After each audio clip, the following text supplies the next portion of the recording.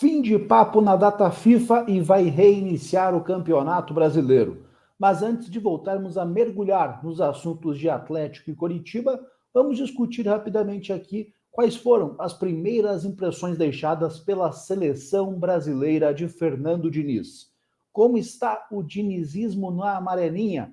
O que foi de diferente do primeiro para o segundo jogo? Tudo isso a partir de agora aqui no De Olho no Jogo.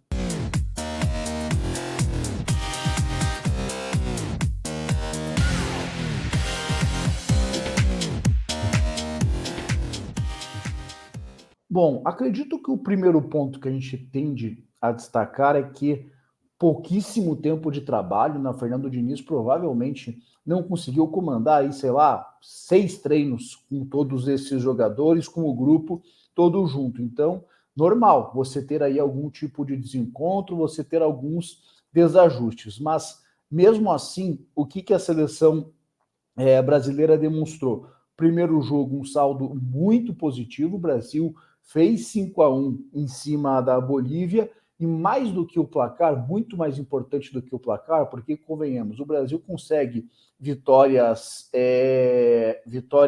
sobre a Bolívia, placares elásticos diante dos bolivianos, toda hora, e é algo comum, não é algo diferente, não é algo que fugiu da regra. Então, mais do que o placar, a seleção brasileira conseguiu ter na sua estreia na seleção um futebol interessante, de muita aproximação, troca de passes e criação de jogadas. Foi 5-1 e o Brasil criou ali o suficiente para ter feito pelo menos mais 3 gols. Teve pênalti perdido pelo Neymar, teve uma defesaça do goleiro numa jogadaça ali do Neymar, o Richarlison perdeu uma oportunidade cara a cara com o goleiro, teve outra importante intervenção. Então, mais do que o placar, a atuação, com muita aproximação entre os jogadores, e o lado esquerdo fluiu muito bem. Tem até, inclusive, uma imagem que mostra que dos 10 jogadores de linha da seleção brasileira, 7 se concentraram mais no lado esquerdo do campo, numa característica do Fernando Diniz, que é uma das diferenças que ele tem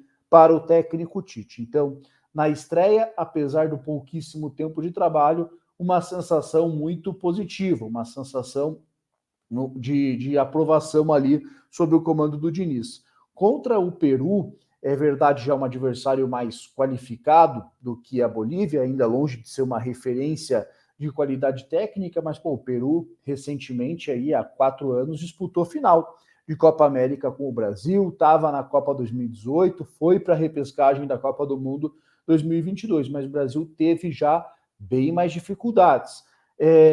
Na coletiva, o Diniz apontou também a altura do gramado, que isso atrapalhou um pouco a circulação da bola, mas não vou desconsiderar isso, não estive lá em Lima, do Peru, mas além disso tem também o estilo da seleção peruana, né, que faz esse jogo mais físico, o fato do jogo ter sido mais travado ali, até por só intervenção do VAR, primeiro tempo, foram mais de 8 minutos, o árbitro deu só 7 de acréscimo. Isso tudo, claro, vai entrar num contexto, mas especialmente no segundo tempo, quando o Brasil perdeu ali a superioridade numérica, deu uma travada no time. O Peru conseguia concentrar jogadores, não caía ali muito na movimentação do Brasil com a bola, ficou mais ocupando mesmo espaço, deu uma travada no time, faltou um pouco de movimentação e faltou ali algumas peças entrarem no jogo, nomes importantes da seleção brasileira na estreia e até mesmo na questão do elenco, o Casemiro e o Neymar especialmente, não estiveram em uma boa noite. O Neymar, é verdade, ainda conseguiu dar a assistência para o gol do Marquinhos no finalzinho, mas não foi nem de longe assim, mas não passou perto de ser entre os 15 melhores jogos do Neymar com a camisa da seleção brasileira. Pelo contrário, vai estar na lista ali dos jogos em que ele mais errou. Casemiro, eu pelo menos não lembro de um jogo tão ruim assim do Casemiro recentemente, um jogo tão ruim do Casemiro com a camisa da seleção brasileira. E aí o que me chamou a atenção foi na questão das alterações. Esperava ali muito o Diniz chamando o André para aumentar aí essa dinâmica do meio de campo do Brasil, e o André sequer entrou. O Veiga entrou somente nos acréscimos na vaga do Neymar. Do Neymar até consigo entender um pouco mais, né? O Neymar tem essa capacidade de definição, mas do André ele não ter entrado no jogo em que o Brasil estava com problema na circulação, na saída de bola, algo que me chamou bastante atenção. Mas apesar da atuação ruim, especialmente no segundo tempo contra o Peru. Primeiro tempo achei interessante da seleção brasileira, marcou 2 gols anulados, né, lances, especialmente o segundo lance muito ajustado, mas o Brasil conseguiu criar algumas situações. O Neymar exigiu uma boa defesa, teve outras 2 boas jogadas da seleção brasileira, só que o segundo tempo considerei pobre, tirando ali o lance do gol e o chute do Rafinha de fora da área, pouquíssima produção da seleção brasileira, faltou movimentação, faltou pressão no sem bola, mas principalmente faltou ajuste técnico, faltou refinamento técnico, faltou o capricho na troca de passes. E aí essa questão das substituições. No fim, acabou dando tudo certo, 1-0 gol do Marquinhos, 100% de aproveitamento, liderança nas eliminatórias, mas não dá para se iludir, como foi, por exemplo, na estreia, quando tudo parecia lindo, maravilhoso, e não dá para achar que é tudo uma porcaria, que tem que jogar fora, vem logo Ancelotti, porque a seleção teve dificuldades diante do Peru. É um início de trabalho, é um processo que se inicia, muitas diferenças na filosofia do Diniz para o que era feito pelo Tite, para o que os jogadores estão sendo acostumados nos clubes europeus. Mas, de qualquer forma, não gostei ali do segundo tempo da seleção, apesar do resultado, esperava até mesmo do Diniz ali mais agressividade, assim, nas alterações, lançando ali André, lançando Veiga, Martinelli, nomes que acredito que teriam capacidade para mudar um pouco o cenário da partida. Mas agora quero saber de vocês, como que vocês avaliaram até aqui esses 2 jogos da seleção brasileira sob o comando do técnico Fernando Diniz? Concordam comigo que, no geral, assim, os resultados satisfatórios, mas segundo tempo contra o Peru deu uma preocupada, apesar de fazer parte do processo? Ou não, Brasil está tudo bem, 2 vitórias, 2 jogos aí mesmo que contra adversários mais fracos, mas está com 100% de aproveitamento, está com a liderança do grupo. Comente livremente aqui na caixa de comentários.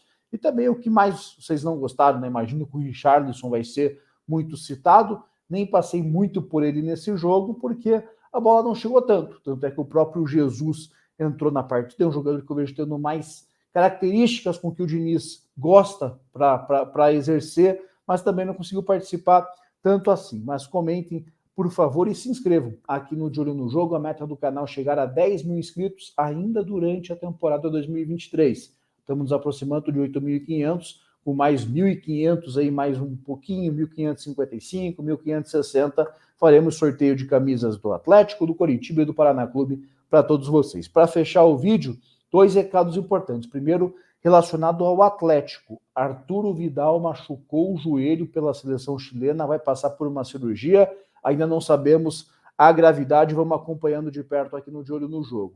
E, por fim, KTO.com, faça o seu registro, pega o seu celular, faça a leitura desse QR Code aqui no ângulo superior, você vai ter acesso ao site da KTO.com. Ao se registrar, use o cupom de olho, tudo junto, tudo maiúsculo, você ganha 20% de bônus para brincar, para se divertir na KTO.com, onde a diversão acontece. Campeonato Brasileiro neste meio de semana, hoje tem Flamengo e Atlético, está pagando 4,5 para 1 para a vitória do Furacão. Concorda com esse favoritismo todo do Flamengo? O Atlético está desfalcado, o Flamengo, queira ou não, é o melhor elenco do Brasil? Acessa lá, KTO.com, faça a sua fezinha, se está acreditando que o Atlético pode surpreender e calar Cariacica. Nesta quinta pela manhã, conteúdo sobre justamente esse jogo, Flamengo e Atlético. Na sexta cedo, conteúdo sobre Coritiba e Bahia, decisão no Couto Pereira, na KTO.com, favoritismo coxa branca, 2,37 para 1. Então, faça a sua fezinha na KTO.com e use o cupom de olho, tudo junto, tudo maiúsculo, para ganhar 20% de bônus. Um abraço a todos, até mais.